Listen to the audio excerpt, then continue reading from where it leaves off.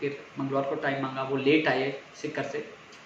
फिर आज मेरी मुलाकात हुई, शिक्षा मंत्री जी ने ये बात कही रीट के लिए, विशेष जो रीट के अभ्यर्थी इंतजार कर रहे हैं, कि माननीय मुख्यमंत्री जी तक फाइल गई है। कुलदीप राठा जी जो OSDM से बात हुई है, बोले कि मुझे जब भी बुलाएंगे मैं चला जाऊंगा। उनकी सहमति यानी कि उनसे अप्रूवल बाकी है। हमने जो दोनों नियम थे, जो वेटेज कम करके और जो 2 एग्जाम वाला, उनको भेज दिया है।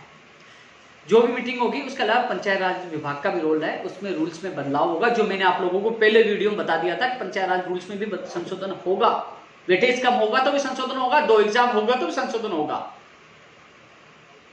तो वो कह रहे हैं कि मैं पारदर्शिता के साथ एग्जाम कराना चाहता हूं, मैं जल्दबाजी में फिर घोषणा कर दूं कि एग्जाम की तारीख होगी, फिर एग्जाम नहीं होगी तो आप ही गाली दोगे।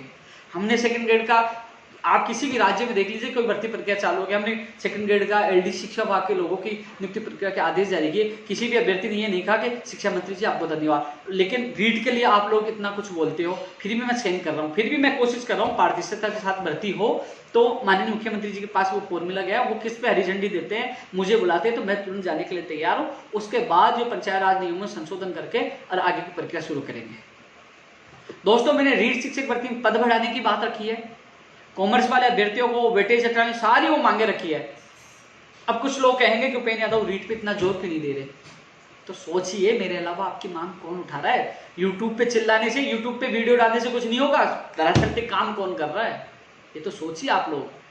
मैं इसलिए चुप हूं क्योंकि जब माननीय मुख्यमंत्री जी ने, शिक्षा मंत्री जी ने वेटेज खत्म करने की जो हमारी मांग थी, जो पिछली सरकार में हम जेल गए थे, वेटेज खत्म किया जाए BA का, फर्जी डिग्री वाले नहीं आ सके, हमने सामान्य ज्ञान शामिल करने की मांग की थी, वो मांगी जा रही है। हम कॉमर्स वालों को अंदर लाने की मांग मानी जा रही है। जब हमारी मांगे मानी जा रही है, समय इसलिए तो लेट हो रहा है कि जो ये विसंगतियां दूर हो रही है, तो हमें राजस्थान के अभ्यर्थियों को तो फायदा हो रहा है। किसको फायदा हो रहा है? उपेंद्र यादव या शिक्षा मंत्री जी को? वो फायदा आप लोगों को हो रहा है। लेकिन मैंने शिक्षा मंत्री जी से ये निवेदन किया है, जिस प्रकार आपने LDC का कैलेंडर जारी किया, जिस प्रकार आपने सेकंड ग्रेड का कैलेंडर जारी किया, कम से कम जो भी हो कि एग्जाम कब होगी, परिणाम कब आएगा, क्या क्या होगा, क्या पैटर्न होगा, जल्द से जल्द जारी किया जाए, जिससे बेरोजगार अपनी तैयारी कर सके। मैं ये नहीं कह रहा कि एग्जाम आप 2 सितंबर को, अक्टूबर, आप चाहे जनवरी, फरवरी, दिसंबर जब भी करवाए, 2 महीने, 5 महीने, 7 महीने, जो भी लेगा, कम से कम बेरोजगारों कह दे कि इतनी तारीख को आपके एग्जाम होंगे, ये कैलेंडर है, ये पैटर्न है, जिससे बेरोजगार तैयारी कर सके। ये बात मैंने मजबूती से रखी है, उनके सामने बात रखी है। और दोस्तों, विशेष शिक्षकों की बात रखी है, उनके भी पद आएंगे।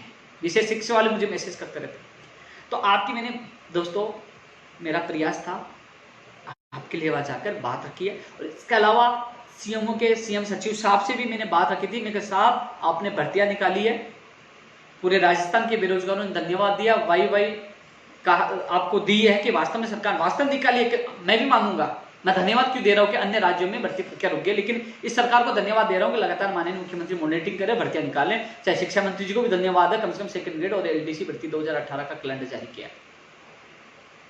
जहां गलत होगा हम विरोध भी करते हैं, लेकिन बात ऐसी है कि समय लग रहा, मुझे पता है। मैं आपकी बात मजबूत, आपकी पीड़ा रख के आऊंगी, वो परेशान है, दुखी है कि जल्द से जल्द भर्ती प्रक्रिया, कैलेंडर, पैटर्न सब जारी हो, पद भी बढ़ाए जाए। शिक्षा विभाग में बहुत पद खाली है। CM सचिव साहब को मैंने कह दिया था, साहब आपने भर्तियां निकाली, धन्यवाद है, लेकिन कम से कम ये पैटर्न जारी नहीं होने से, विज्ञप्ति नहीं जारी होने से बेरोजगार, आपने जो अच्छा किया वो भी, उस पर भी पानी फिर रहा है। मैंने अच्छी तरह, मैंने मजबूती से आपकी बात रखी। कभी मैं झूठ नहीं बोलता, जो बात रखता हूं वही आपके सामने बोलता हूं। तो दोस्तों, थोड़ा सा आप इंतजार करो, केवल मुझे आपकी बात रखनी थी, मैं बात रख के आया हूं। अब उन्होंने जो समस्या, क्योंकि आदमी वहां थोड़ा सा, मान लीजिए मैं कमजोर क्यों पड़ जाता हूं, कमजोर इसलिए पड़ जाता हूं कि मेरी मांगे मानी जा रही है। मैंने मांग की RS भर्ती, कृषि प्रयोगशाला, महिला सुरक्षा में एडवोकेट जनरल किया जाए, किया। हमने मांग की कि वेटेज खत्म किया जाए, GK जोड़ा जाए, और जो कॉमर्स वाले शामिल किया, उनको मान रहे हैं।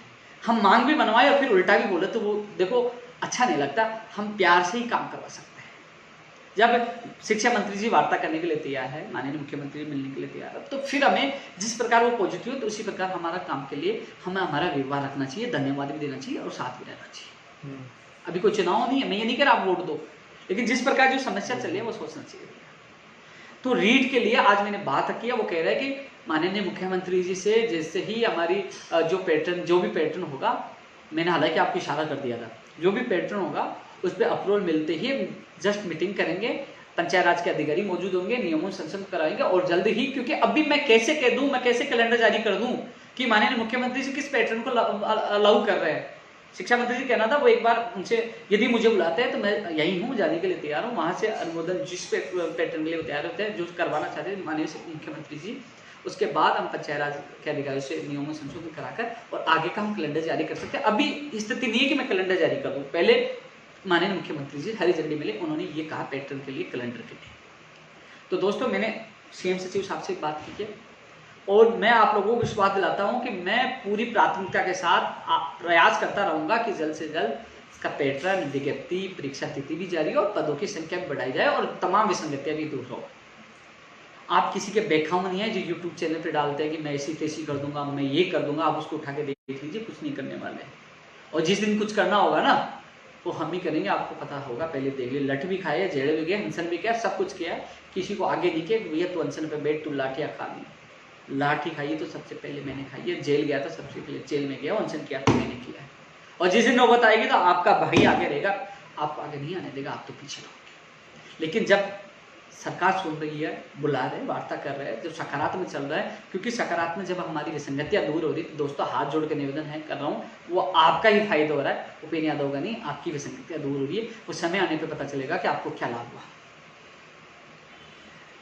दोस्तों ये रीट को लेकर मैंने आपको जो वार्ता हुई मैंने बता दिया मुख्यमंत्री जी से, वो जो भी होने के बाद शिक्षा मंत्री ने कहा वो रूल्स में जो भी होना वो सारी चीजें मैंने बता दी, जो विसंगतियां वो मैंने बता दी। कंप्यूटर शिक्षक भर्ती का भी विज्ञप्ति जारी हो, नई स्कूल व्याख्याता भर्ती, स्कूल लेक्चरर। तो दोस्तों इस कंप्यूटर शिक्षक के लिए कहा कि हमारी सरकार की इच्छा शक्ति है कंप्यूटर शिक्षक भर्ती आए, लेकिन हम इसका कंप्यूटर शिक्षक पद का कैडर बन रहा है, नियम बन रहे हैं, थोड़ा सा उसमें समय लग रहा है, आप संयम रखो, हम भर्ती निकालेंगे, लेकिन मैं आपको नहीं बता सकता भर्ती कब आएगी। जब नियम बन जाएंगे, माननीय मुख्यमंत्री से स्वीकृति मिल जाएगी, उसके बाद हम जरूर भर्ती निकालेंगे, आपको बता देंगे। उन्होंने ये कंप्यूटर शिक्षक भर्ती के लिए कहा है। दोस्तों हम लगातार मांग कर रहे थे, पिछली सरकार में कंप्यूटर शिक्षक भर्ती निकाल दी, लेकिन 5 साल निकल गई, कम से कम कैडर बन रहा है। कई लोगों ने ज्ञापन भी दिया कि ये होना चाहिए, ये नहीं होना चाहिए, तो उससे भी विचार चल रहा है। तो शिक्षा मंत्री जी ने कहा कि कंप्यूटर कैडर बनना, थोड़ा सा आप संयम करो कि उसकी विज्ञप्ति भी आएगी। नई स्कूल व्याख्याता भर्ती के लिए शिक्षा मंत्री जी ने कहा कि पहले डीपीसी होगी और डीपीसी के बाद पदों की गणना होगी, उसके बाद ही हम स्थिति हो पाएगी नई भर्ती की विज्ञप्ति निकालने के। बोले हम डीपीसी करेंगे, पदों गणना होगी, उसके बाद ही आपकी नई विज्ञप्ति जारी होगी स्कूल व्याख्याता भर्ती की। उससे पहले ये भर्ती है, इस प्रोसेस में जब तक ये भी लगभग अंतिम स्तर पर आ जाएगी, ये शिक्षा मंत्री जी ने नई स्कूल व्याख्याता भर्ती के लिए कहा है। प्रयोगशाला सहायक भर्ती के जो शिक्षक वाक्य उनके लिए कहा कि 6 तारीख को जो सुनवाई है, एडवोकेट जनरल साहब आ रहे हैं, प्रयास ये रहेगा कि 6 तारीख को निस्तारण हो, जिससे हमें